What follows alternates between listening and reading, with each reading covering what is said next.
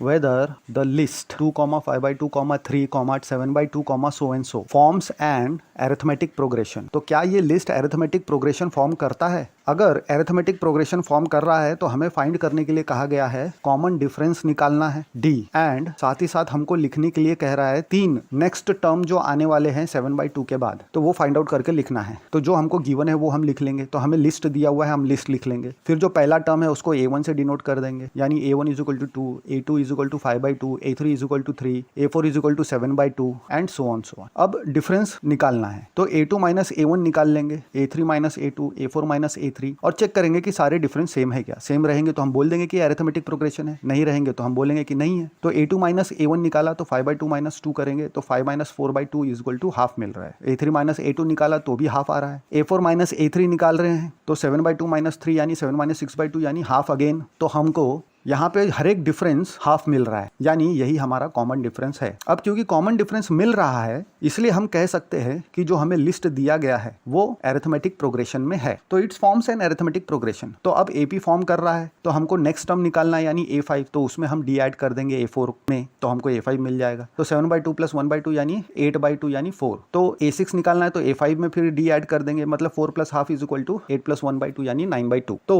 Third term A7 = A6 + D, तो 9/2 + ½ = 10/2 = 5। तो हमको 3 ज़्यादा टर्म जो नेक्स्ट 3 टर्म्स थे फिर इसके बाद के मिल गए हमको।